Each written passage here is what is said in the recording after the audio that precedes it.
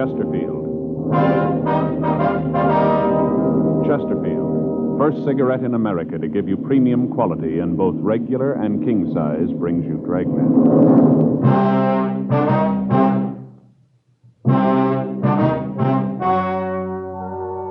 Ladies and gentlemen, the story you're about to hear is true. The names have been changed to protect the innocent.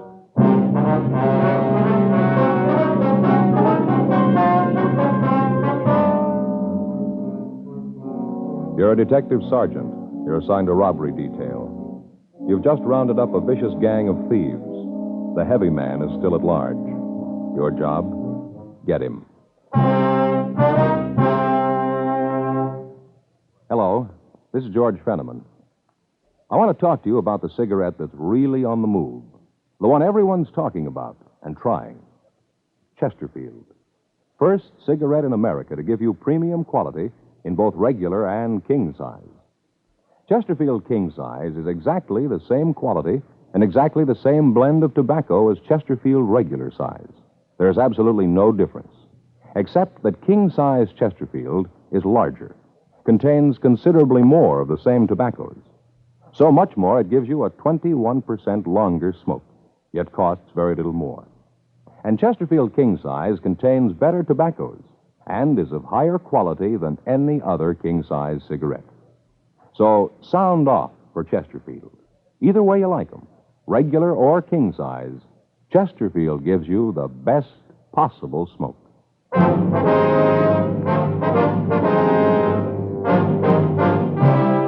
Dragnet, the documented drama of an actual crime. For the next 30 minutes, in cooperation with the Los Angeles Police Department, you will travel step by step on the side of the law through an actual case transcribed from official police files. From beginning to end, from crime to punishment, Dragnet is the story of your police force in action.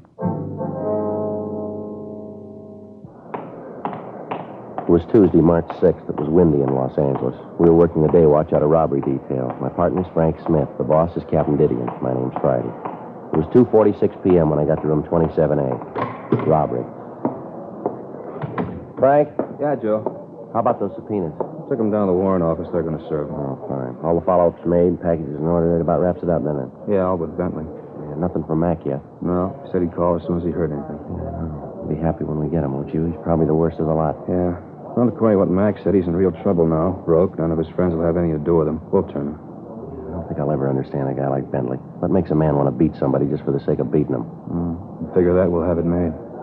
32 robberies, and just about every one, Bentley's got to work over at least one of the victims. He's pretty vicious. Now we get him this time, he's through. Probably knows it, too. You and Mac blows the whistle, probably going to be rough to take, though. Yeah. Joe, I don't know how you feel about it, but I'm happy it's over. And let's face it, we were lucky on this one. The guys were gun happy. Taking any longer to get them, they'd have killed somebody, sure. Yeah, maybe so. Well, on my next day off, I'm going to do nothing but sit, not make a move. My feet are killing me. Yeah, we have a lot of legwork on this one.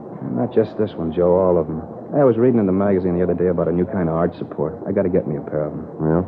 According to the ad, these are going to be just a ticket. Some new kind of rubber, soft, when they mold it to your feet. Place back in Wisconsin. Well, how'd they do it? They got a place here in L.A.? No, just a home office. Just a small place, I guess. According to the ad, the whole process pretty new. Yeah, well, how do you get this? What is it, a mold? Yeah, you stand on a piece of paper, hold a bucket of water in each hand. You know, you put all your weight on your feet. Yeah. And you draw the outline of your foot on the paper. They make the arch thing up from that. Well, if you're holding a bucket of water in each hand, is that right? Yeah. Well, how do you use the pencil? What? Well, a bucket of water in each hand, how are you going to draw? Yeah. I get it. Robbery Friday. Oh, hi, Faye. Yeah, he's here. Oh, how are the kids? Oh, yeah, sure, I'll put him right on. Frank, it's for you. Your wife seems upset. Thanks, Joe. Hello, honey. Yeah? I can, but what's up? Well, can't you tell me now? Well, why not? All right, honey, I'll be right there. Don't worry now. Goodbye. What's the matter? Something wrong? I don't know. Faye wants me to come right home. Says something's going on. Couldn't she tell you about it on the phone? No, said something about the phone being tapped. We went down to the carpool and started over for Frank's house. For the past 3 months, we'd been working on a case involving a gang that had been operating in the city. During that time, they'd committed 32 armed robberies, and in most instances, they'd beaten their victims for no apparent reason. Their ruthless attitude was the most outstanding single point of their M.O. We'd successfully rounded up all members of the gang with one exception, Leroy Bentley, alias the Bull. Bentley was the known heavy man of the gang. In order to successfully prosecute and apprehend any criminal or criminals, the police officer requires the fullest measure of cooperation and assistance that he can obtain from many people, the private citizen and his own associates as well. From the ranks of the private citizen comes one important aid, the informant. The working detective knows that in many cases his most valuable assistance can often come from his informant. In this particular case, we'd received information that would lead us to Bull Bentley within a matter of days. 3:22 p.m. We arrived at Frank's home. I'm glad you're home, honey. I'm awfully worried. Hello, Joe. How are you? What's the trouble now? What's this all about, this phone being tapped? Well, that's what he said. Who? The man who called. All right, now, honey, can you tell me what this is all about? I got a phone call just before I called you. It was a man. Said his name was Bull Bensler or Bentley. I didn't get it. He said that you thought you were a smart cop, but if you didn't lay off him, he was going to take care of you where it had hurt the most. He threatened the children and me, too. Well, Frank, I don't know what to do. Go on. Said the phone was tapped and we were being watched. Said to tell you he wasn't kidding. He didn't have anything to lose. He sounded real mean. I'm frightened. Do you know this man, Frank? Oh, he is, yeah. We have a warrant for his arrest. Say, where are the kids? Well, Stacy's in her room playing. I called the school for Mike. The teacher said she dismissed the class. He should be home by now. Frank, I don't know. I'm worried about him. All right, lock the doors. Don't open for anybody. Joe and I will go out and see if we can find Mike. All right, I'm worried sick about him. He should have been home 20 minutes ago. I'll go over and call the captain, Frank. Ask him to send a couple of men out, huh? Thanks, Joe. Don't worry about it, Trey. 2511, please. Yeah, robbery. Oh, Glenn, captain there? There's Friday. I'd like to talk to him. Skipper, this Friday, I'm out at Frank's house. Frank Smith, yeah. Bull Bentley called his wife, threatened her and the kids if he didn't lay off. No, said if he didn't lay off. Well, could you send a couple of men out to stand by? Fine. Mike isn't home from school yet, and Frank... That's his little boy. Frank and I are going out to look for him. Yeah, I said he'd be watching the house. Who? Yeah, swell. All right, we'll be in as soon as we find the boy. Right, Skipper. O'Donnell and Stewart from the office will be out, Faye. They'll park the car down the street. Watch for him and let him in, won't you? All right, Joe. What about it, Frank? You going to lay off this guy? You want me to? Please find little Mike. All right, honey. We'll find him. Lock the door and don't open it for anyone but O'Donnell and Stewart when they get here. All right, dear. Now, don't worry, huh, honey? We'll find him. Yeah.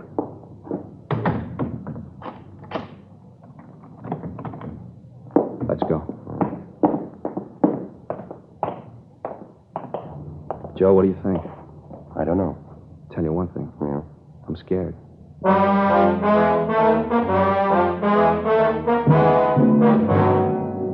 There are two types of criminals that can be counted on to be dangerous. The youngster who becomes easily panicked at the scene of a crime, and the older criminal who will do anything rather than go back to the penitentiary. Bull Bentley was one of these. We knew that he was more than capable of carrying out his threat. His record was one of armed robbery, vicious beatings, and kidnapping. At this particular time, he was wanted for murder in the state of Colorado. The average criminal will blame anyone but himself for his predicament, usually the police officer, and this was so in Bentley's case. He apparently thought that by getting us off his trail, he could go free. Frank and I searched the area around the house. We found his little boy in a vacant lot 2 blocks from school playing with a group of youngsters. We put him in the car and returned him to his home. Stewart and O'Donnell were at Frank's house and said they'd stay there until they were relieved. 4:36 p.m. Frank and I checked back into the office. Smith, Friday, in here. Right. Come on in. Find the boy? Yeah, Skipper, out playing with some of the kids in the neighborhood. All right. Now, what's this all about? Well, this bunch we just cleaned up? Yeah. Bull Bentley called Frank's wife and told her that if Frank didn't lay off of him, he was going to get to him through his family. What do you plan to do? Oh, no choice. Get him before he can do anything, I guess. Frank, Yes, Skipper. you like to be taken off this assignment? No, it's a personal matter. It's up to you. We'll see that your house is covered when you're not home. You keeping the boy away from school? Yeah, Captain, until this thing's over. You got any ideas where you can pick Bentley up? Well, we've covered all the places he's known to hang out. Want any help? No, not right now. Just find him fast. Well, you know he's in town. Figure he's going to stay here? Well, we don't think he's got much choice. We figure he's broke, he's hot. None of his friends will take a chance on putting him up. He's going to need money. Better cover the bus depots, train depots, alert the airport detail. Get a couple of 100 mugs printed up on him. Distribute them to the beat men and radio cars. Contact Captain Hamilton, intelligence. He might be able to come up with something. Our informant said he could turn Bentley for us in a week. A week's a long time, Joe. I know. You've covered all his hangouts. All of them. Nobody's seen him in a couple of days. Just seemed to drop out of sight. Big town, a lot of people. Sometimes you don't realize how big till you start looking for one man. Yeah. Want to get in touch with the boys in the press room, give them the story, see if they'll carry Bull's picture. See Jack Ricketts, he'll put the picture on suspects wanted. We'll get started on it right now. You got a silent number, haven't you, Frank? Yeah, it's unlisted. How'd Bentley get it? It had to come from somewhere. Joe and I were talking about that. You know pretty much who we can give the numbers out to. About the only one we can figure to be in a position to give it to Bentley is Harry McLeod. Your informant? Yeah. How long since you've heard from this McLeod? A couple of days. Figure maybe he'd cross you, throw in with Bentley? Well, it's possible. I don't think so, though. He's leveled with us so far. Number had to come from someplace. Yeah, well, it sure makes it look like McLeod, doesn't it? I don't think Mac would give the number away on his own. Bull could get it. We got 32 people to prove it. Well, we better get on this thing. Come on, Frank. Right. Check you later, Skipper. Joe, I don't know what I'm going to do. Well, don't worry. We'll get to him. No, I mean this two-bit thief calling Faye, threatening her. Try to take it easy. I know how you feel. Why me, Joe? Bull Bentley's brushed up against 100 different cops in his day. Why me? Law of averages, I guess. You were handy. I knew just what to do. Well, Skipper gave you a choice. If you'd like to go home, nobody'd blame you. You don't know what it is, Joe. You don't have a family. Something like this can split you in two. Half of you wants to be on the job. The other half is pulling you toward home. Joe, if that cheap punk steps to my front porch, I'm going to lean on him hard. Now, look, Frank, this isn't going to get us any place. Let's get over to the photo lab and get this thing moving, huh? I could just figure it. 4,000 guys in the department, and Bentley has to pick me. Joe, why me? All right, look, Frank. I could try to spell it for you 100 ways, and we still wouldn't come out with any kind of a total. I know what you must be going through, and I'm sorry it's got to be you. I'm sorry it has to be any cop. You're right about me not having a family, but it's squeezing me just as hard as it is you. You and I both knew when we filled out those application blanks what we were taking on. It's the job, Frank. Maybe I never told you before. Maybe you've been through this, too. I don't know. There isn't a day goes by that I'm on the job here that I don't run into something that breaks my heart. Why did Ed Wilson have to get shot down when he and his partner tried to take that guy out of that rooming house over on 8th Street? Why did Olson and his partner have to end up in the P&F ward last week? Why do you have to run the gamut of every human emotion class of people on Earth? Poor to rich, it's all the same. Somebody picks up a gun to knock over the corner gas station, everything hangs in the balance.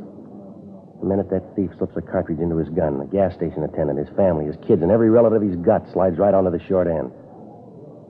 Everybody seems to think that wherever crime is concerned, they never get any closer to it than the front page of the morning paper. I know you know this, Frank. For every attempted crime, God only knows how many innocent people are thrown into the balance even before the crime's been committed. That's the way it is, Frank. I'm not trying to tell you anything you don't know, but the minute you passed that exam, you had to make book that something like this could contaminate you just as surely as if you weren't a cop. I guess it's almost a legacy. Nobody's found a vaccine for crime. Nobody's immune.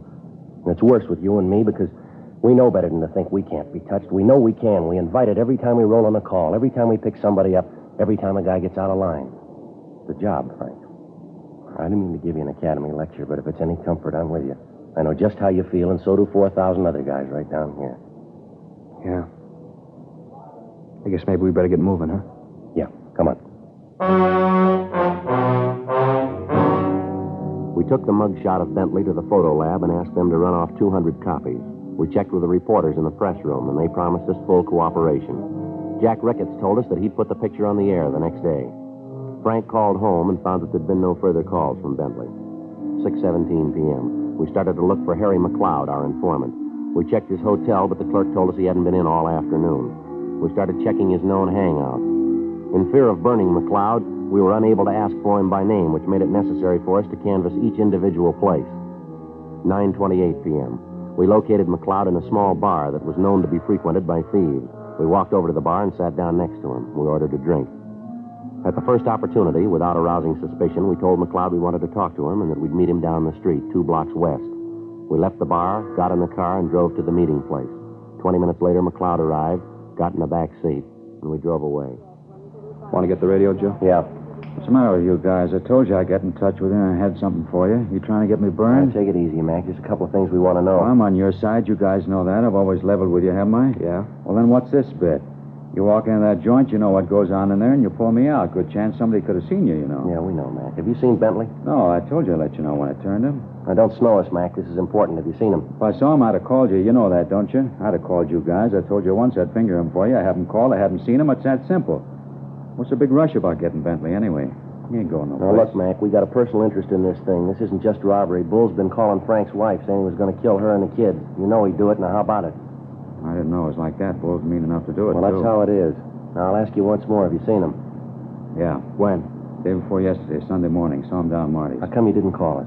I couldn't, honest, I couldn't. He came in and asked me for some dough. I told him I didn't have any. I tried to stall him till I could get to a phone. Yeah? Didn't work. He wouldn't wait. Got mad when I couldn't help him out. You say anything about a meet? Just said he'd get in touch with me. Yeah. He was real sore when I couldn't let him have any dough, but I told him, I said, look, Bull, you know I want to help, but I just haven't got it. That's what I said. Yeah? Wasn't kidding either. Things been pretty rough. Say, you guys couldn't see your way clear, could you? Sawbuck to tide me over, huh? Well, you got me at the wrong time, Mac. I'm tapped. Well, how about you, Smith, huh? Well, if you gotta have it, I got $10 I've been saving for a pair of shoes. Yeah, I sure appreciate it. You guys know that. Yeah, we know. You got any idea how Bull might have gotten Frank's home phone? No, not the slightest. You sure you didn't give it to him?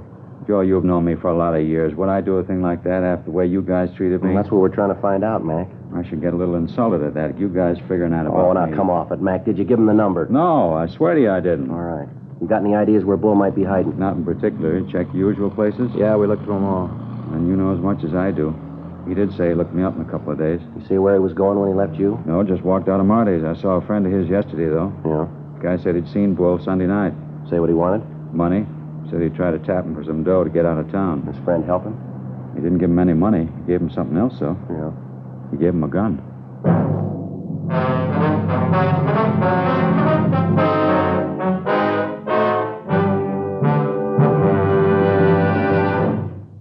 You are listening to Dragnet, authentic stories of your police force in action. Chesterfield is the first and only cigarette in America to give you premium quality in both regular and king size. Just as Chesterfield is the first and only cigarette to tell you what it's made of. Yes, Chesterfield names all its ingredients, so you'll know what gives you the best possible smoke. The world's best tobaccos, pre-tested by laboratory instruments for the most desirable smoking qualities. Pure, costly moistening agents, costly glycerol and pure sugars which are natural to tobacco, and cigarette paper of the highest purity, the best that money can buy. That's what's in your Chesterfield. Ingredients that give you the best possible smoke. Much milder, with an extraordinarily good taste, and, as confirmed by a well-known research organization, no unpleasant aftertaste. So sound off for Chesterfield. Either way you like them, regular or king size, Chesterfield gives you the best possible smoke.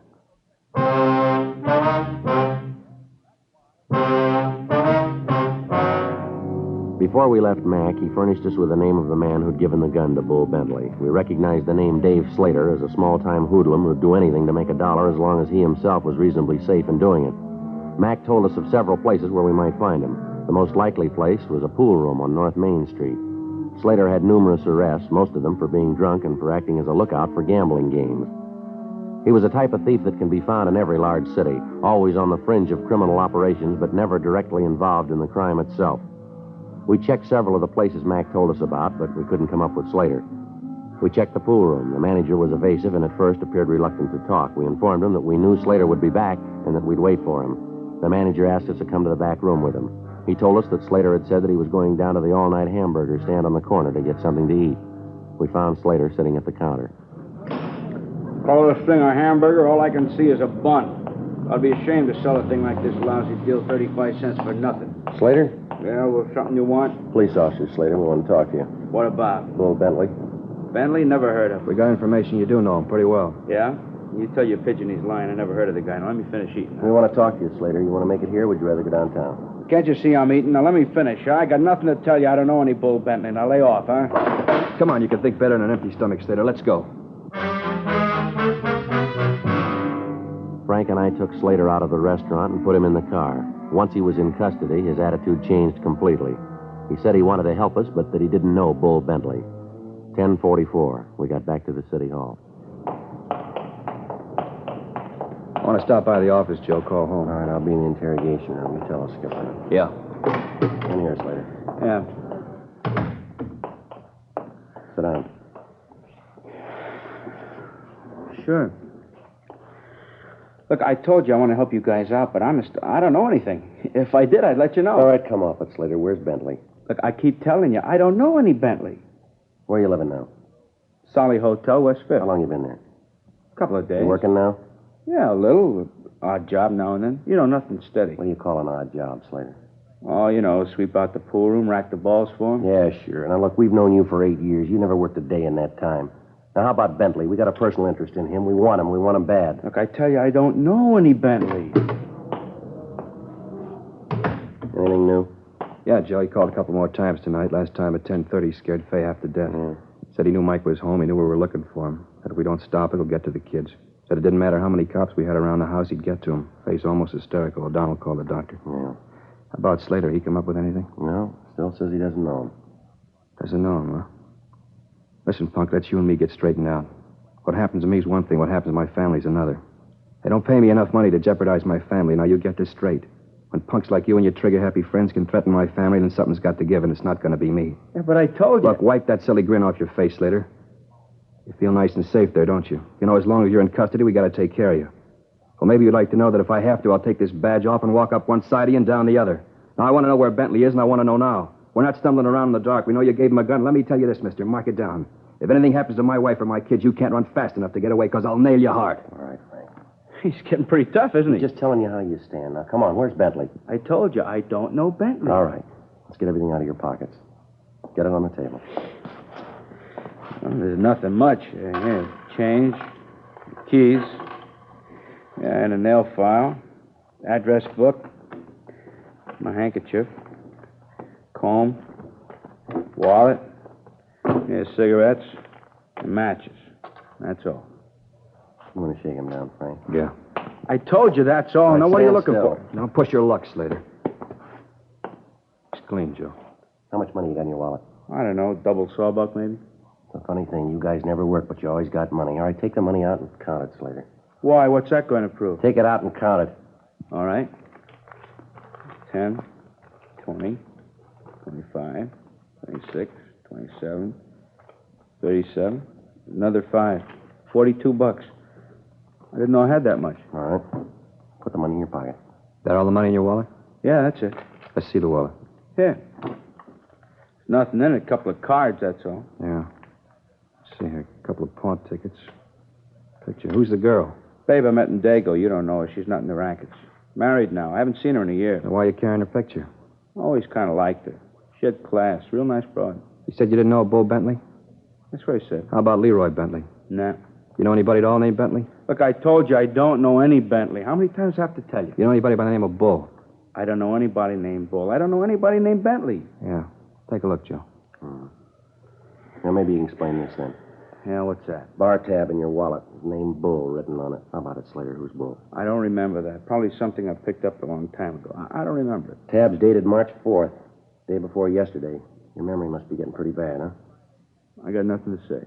Well, Frank, you want to check the business office and see who this number is listed to? Yeah, Joe, right away. All right, fine. I'm going to tell you something, boy. This is a rotten deal. The law protects people like you. You're lying. We know it, and you know it, too. You know Bentley. You know where he is. What's more, we know you gave him a gun Sunday night, the same date on that tab. I'll tell you what we're going to do, Slater. You're a real wise guy. You talk fast. We're going to get Bull. Maybe not tonight, maybe not tomorrow, but we'll get him. And when we do, we're going to tell him that you blew the whistle on him. We're going to put him in the same cell with you. I'd like to hear you talk your way out of that. Well, you wouldn't do that. Don't make book on it. Look, he's a mean guy. He'll kill me. Thought you didn't know him. All right, so I know him. But you wouldn't do that, would you? Put me in with him? Where is he, Slater? You going to tell him I turned him in? We're making no deals. Where is he? I don't know where he is now. You know where he'll be. Yeah, I was supposed to meet him there tonight at the bar down on West 7th. He's got a friend works there, feeds him. He'll be there tonight, huh? Yeah, said if I meet him, he'd pay me for the gun, $75. What kind of gun is it? A 38. A good one, too. Worth more than $75, but I needed the money. Where'd you get the gun? Well, you'll find out anyway. I might as well tell you. Prowled the car, found it under the seat. I found out later it belonged to a guy in the Vice Squad. Probably real sore about it. Could be, Joe. Bar on West 7th, a place called the Hamilton Inn. Yeah, that's it. He'll be there. All right, Slater, let's go. Where you taking me? You're going to jail. No, you can't win. Should have known you. Hey, do me a favor, huh? What's that? Talk to the jailer, make him give me a cell by myself. We handcuffed Slater to a chair in the robbery office until we got back to book him. 12:32 a.m. Frank and I left the city hall for the Hamilton Inn on West 7th Street. Slater had told us that he was to meet Bull Bentley between 1 and 1:30. When we got there were a half a dozen people in the place. We checked the bar and the men's restroom, but Bentley wasn't around. We went back to the car, drove down the street to a closed service station, and parked where we could keep both doors of the restaurant under surveillance. 12:50, 1 a.m., 1:15. We waited. 1:35. Joe, that him? I don't know. It might be. Let's take a look.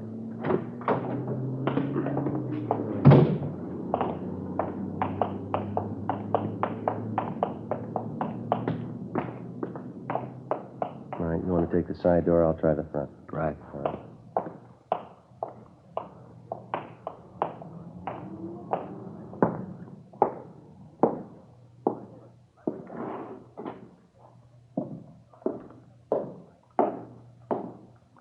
I don't see him, Joe. Wait a minute. That him? Going in the phone booth back there? Yeah. Come on.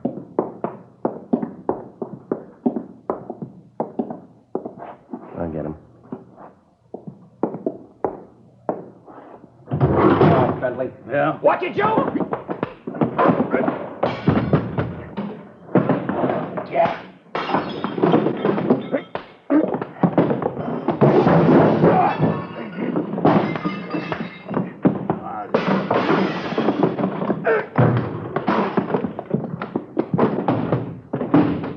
Watch it, Frank.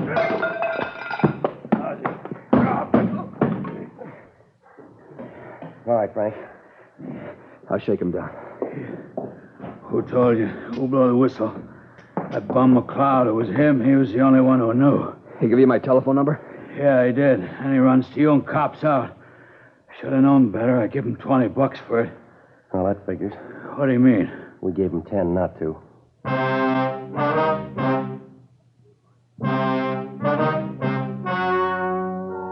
The story you have just heard was true. The names were changed to protect the innocent.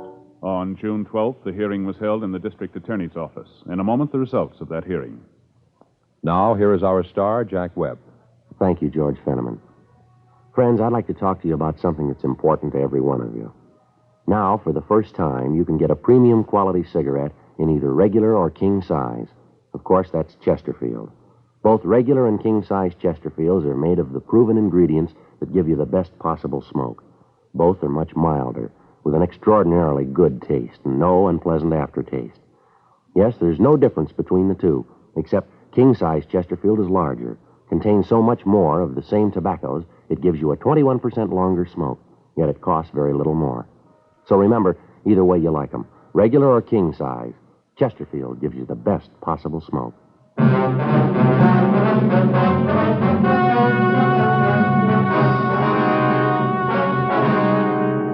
Leroy W. Bentley was released to the Colorado authorities for prosecution on a charge of murder. A hold was placed on him for the state of California in the event he is paroled. He was convicted and is now serving a life sentence in the Colorado State Penitentiary without possibility of parole. Although David R. Slater was guilty of aiding and abetting a felony, a complaint could not be issued due to the fact it could not be proved that Slater knew Bentley was an ex-convict when he gave him the gun. He was filed on for petty theft in Division 7. He pled guilty and was sentenced to 90 days in the county jail.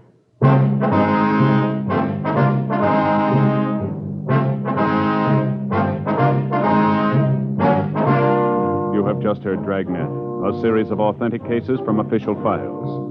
Technical advice comes from the Office of Chief of Police W.H. Parker, Los Angeles Police Department. Technical advisors, Captain Jack Donahoe, Sergeant Marty Wynn, Sergeant Vance Brasher. Heard tonight were Herb Ellis, June Whitley, Jack Crucian. Script by John Robinson. Music by Walter Schumann. Hal Gibney speaking. These great programs sound off for Chesterfield. Radio, Dragnet, the Dean Martin and Jerry Lewis Show, and every weekday Arthur Godfrey time. On television, Dragnet, Gangbusters, Arthur Godfrey and his friends, and the Perry Como Show. Tomorrow, you'll want to sound off for Chesterfield, because either way you like them, regular or king size, Chesterfield gives you the best possible smoke. Chesterfield has brought you Dragnet, transcribed from Los Angeles.